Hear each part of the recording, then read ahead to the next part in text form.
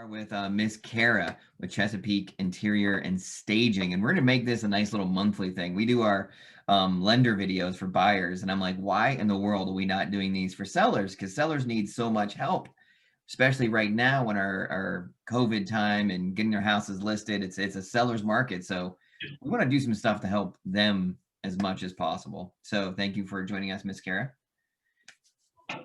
Thank you for having me. Yeah, and like before we started, you do all areas, Southern Maryland, Anne Arundel. You're all over the place. Is that right?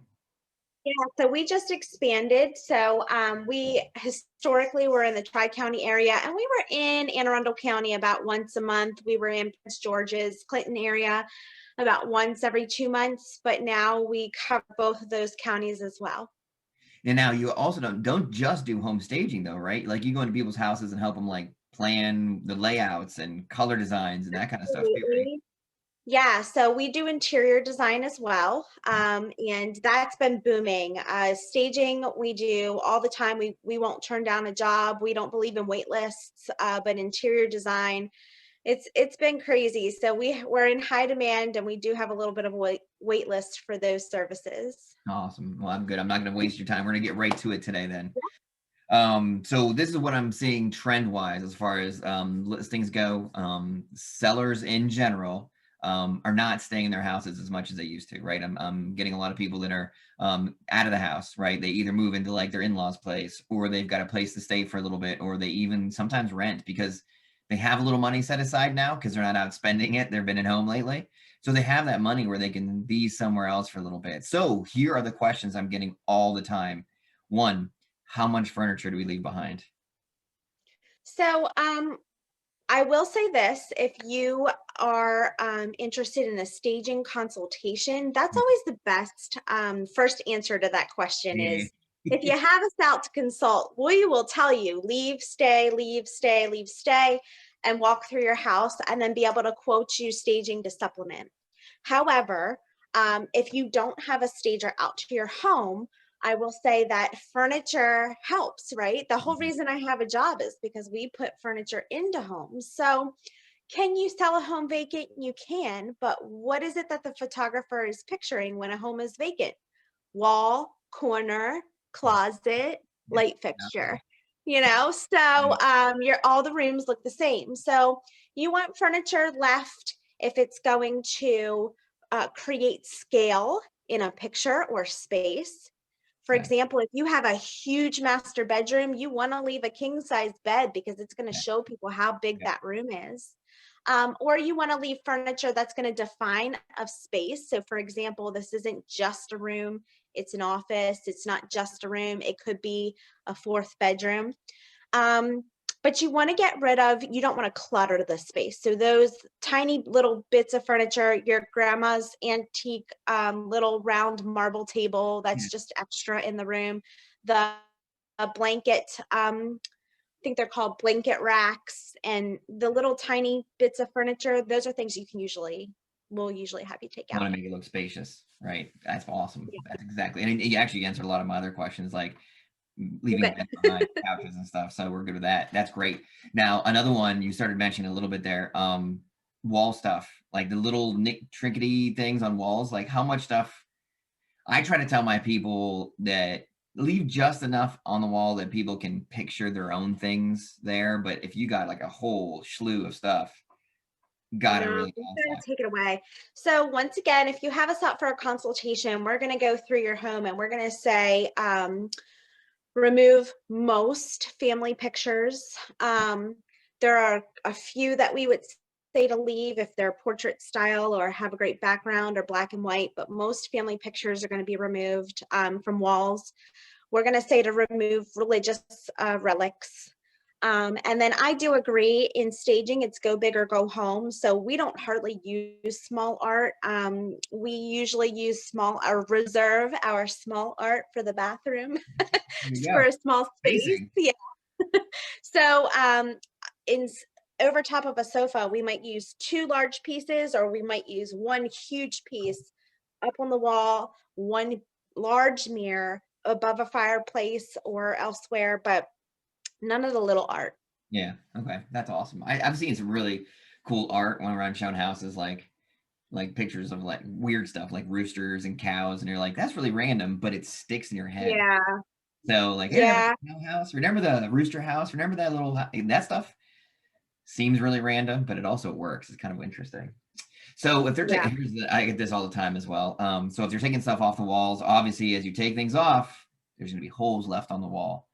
Now I always tell my people to patch, but after they patch, it's never going to line up. Like you're never going to get that color to go. Do you talk to your people about like accent walls? Do you just have them pat? Like what do you do usually? Okay, so I will say that a paint can go a long way. So if you are staging and or preparing your house for sale on a budget, one of the most cost-effective things you can do is paint. Mhm. If you have I won't say 100, if you have 25 pieces of art on one wall, for example, Yeah, yeah, if you have a mural wall going up your stairwell, and it's all everyone's naked baby pictures and the Christmas 10 years ago, and they just really need to come down. yeah, That would totally be a wall that you want to paint. You want to patch and paint the entire wall. Plus, stairwells get nicks and marks and stuff over yeah, the years. So now I will also say this. So yes, in terms of if your walls look bad, you want to just put a whole fresh coat, because if you try to patch, we are going to see it.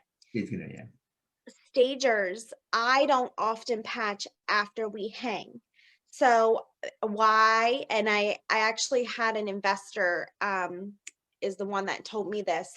He said, well, they they bought the house. Like they're going to closing in a week. It's yeah, their house, it's their holes. It's really going to be okay. Plus, normally in staging, we hang things exactly where somebody else wants to hang them.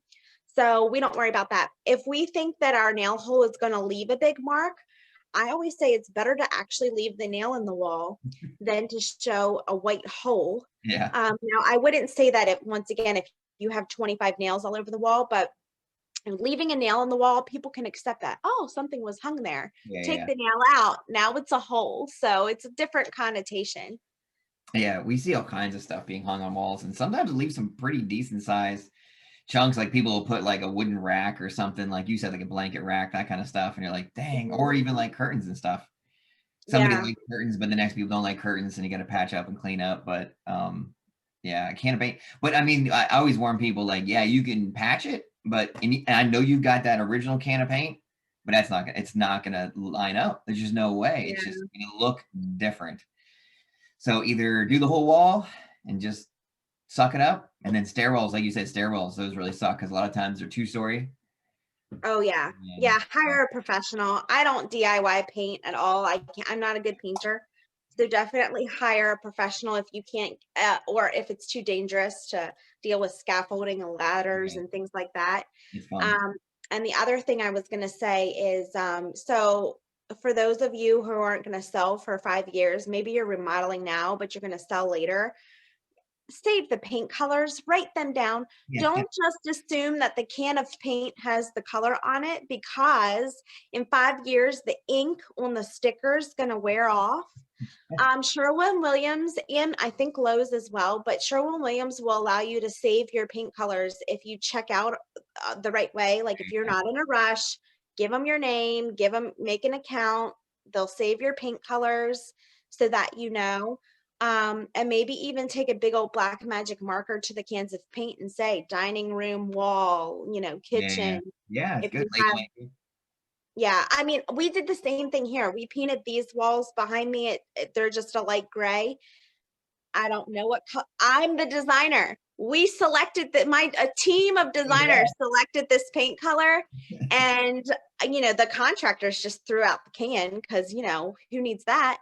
You We never know. can't remember what gray we picked. Well, So even you then, so really need, sometimes you get a lot of people that like have been in the house for 10, 15 years and the sun, like even oh if you have yeah, the same color paint, like the sun's faded her out a little bit, it's not going to match up. Like in your head, if you're patching, plan on doing that whole wall. Like there's yeah, just, you're not going to be able to patch. Otherwise, you'll see like little blotches and it's just going to, yeah, people, what I always tell them, the buyer's going to come through and say, well, one, I got to paint that room over again. And that's something, it's a hassle. And two, what happened there? Is there a problem? Is there a leak? Is there an issue? And then starts rolling in their head. And you don't want them to start thinking there's problems yeah, in the house. And because then they start thinking lower money. So yep, yep. Another one I'm getting once you get all the furniture and stuff out is carpeting. Do you, so obviously you have to see it in person, you can't tell. But how does a person kind of have a pretty good idea if they should be cleaning carpet or we're just replacing this carpet? So, first of all, if you're willing to gamble, then go ahead and have it cleaned first. It's amazing, and have it cleaned by a reputable company, Yeah. not the bargain company, Yeah. because it's amazing what they can do. So if you are willing to gamble, then but the the point is that they might clean it and it still looks like a high traffic area, or whatever, stained. And if that happens, then you've just paid for cleaning and then replacing. Yeah. So that's something to keep in mind. Maybe getting quotes for both, because if it's only a couple $100s more to replace, maybe you go that route. Talk to your realtor uh, about how much money somebody is going to try to reduce the Yeah. selling price by, Yeah. or how much money do they typically ask in allowance. So, for example, and you're going to know the answer to this, and I'm just using fake numbers, but if $5,000 is generally the price that people ask for, or the price that they come in lower at due to carpeting, then maybe your quote to replace the carpet comes in at 3,000, and Maybe. you sell the house for $5,000 higher. I don't know, or without that concession. So those are things to talk about. I think, and then that'll help you weigh your decision. But we always address the carpet, and we always recommend at least cleaning it. Okay, awesome.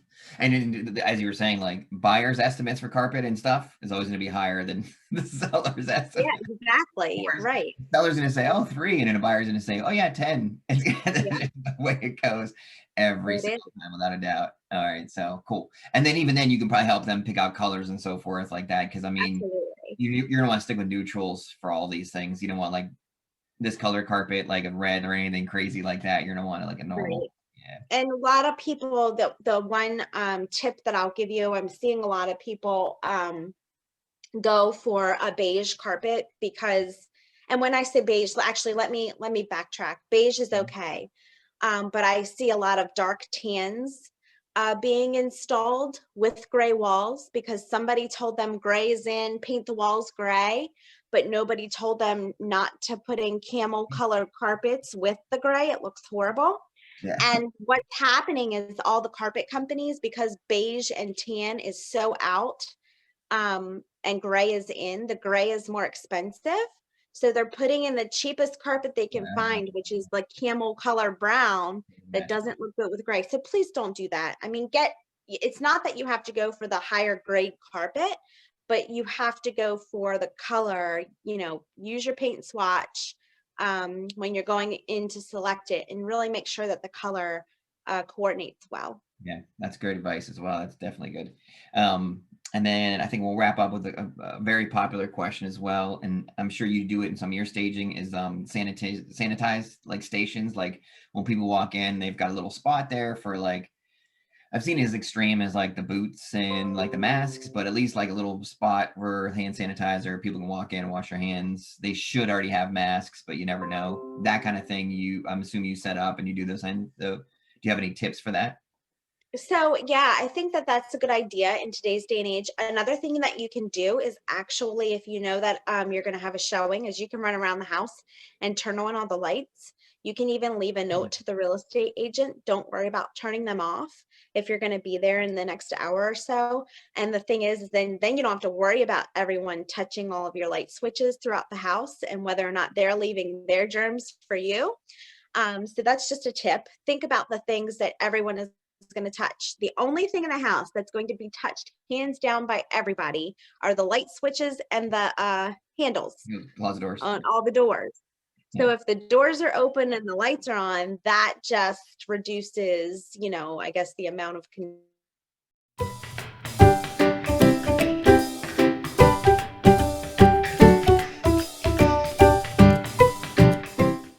people to be able to see the nice fresh carpet.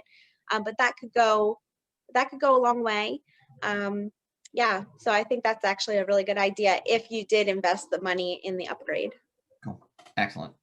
All right, that sounds good. I'm not going to use your time. I know you guys are crazy busy, so that's some great advice about the couches and leaving a few things behind, and you can help with that. Colors and patching, sanitation stations, updating things, like that's all great advice. So as we continue seeing the trends in the market, because we're not even to the springtime yet, and when springtime hits, it goes super fast. Are you sure? Are Yeah, you we'll be sure we're crazy. not there yet? Yeah, you know what? This is a crazy, crazy January, isn't it? Holy We've smoke, staged 5 houses this week. This man. week is 5 and de-staged 4.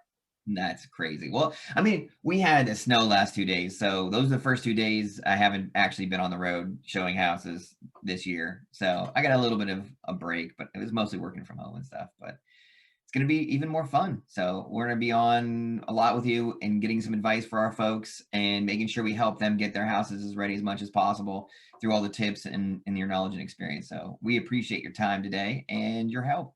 All right, thank you for having me, Yep. Have a Kara blessed of rest of the day. Chesapeake Staging and Interiors. All right, thanks. Bye-bye.